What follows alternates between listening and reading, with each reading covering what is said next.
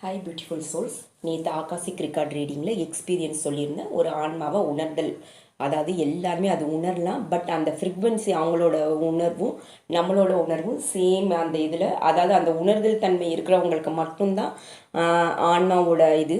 But அந்த ஆன்மா வந்து வேறு யாரும் எதுவுமே பண்ணாது.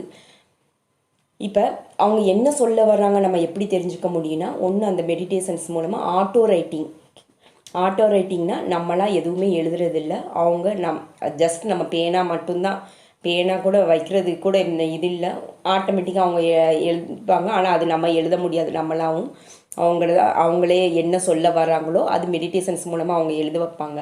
அதாவது எந்த ஆன்மா நம்மளை காண்டாக்ட் பண்ணி சொல்லணும்னு நினைக்குதோ, அவங்களோட ஆசை நிறைவேற ஆசை, அது மூலமாக. அதே போல் இந்த ஆட்டோ ரைட்டிங்கில் வந்து லாங்குவேஜஸ் எனி லாங்குவேஜாக இருக்கும். ஒன்று நம்ம புரிகிற பாஷையாக கூட இருக்கும், புரியாத பாஷையாக கூட எழுதலாம்.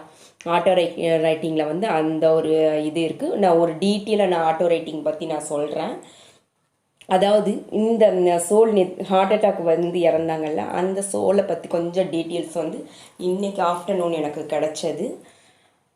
அந்த அண்ணா வந்து எப்பயுமே அந்த ஒர்க்கில் மட்டும்தான் ஃபோக்கஸ் கொடுத்தாங்க தவிர இந்த ஃபேமிலிக்கு எந்த ஒரு ரெஸ்பான்சிபிலிட்டி எதுவுமே கொடுக்கல. அந்த பாசம் அன்புங்கிறது அவங்களுக்கு ஒய்ஃபுக்கும் சரி, அந்த 2 குழந்தைங்களுக்கும் இந்த அண்ணா கொடுத்ததில்லை.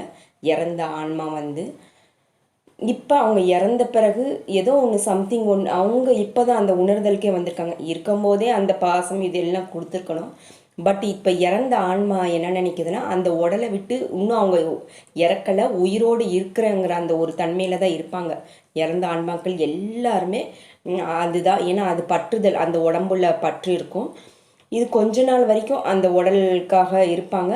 பட் அவங்களோட இந்த மறுஜென்மங்கிறது ஒரு இருந்ததுன்னா அவங்க கர்மா ரிலேட்டடாக வேற உடலை தேர்ந்தெடுத்து போவாங்க.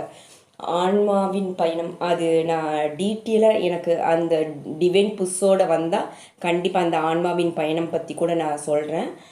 தேங்க்யூ ஸோ மச் ஃபார் வாட்சிங். God bless you all. Thank you universe.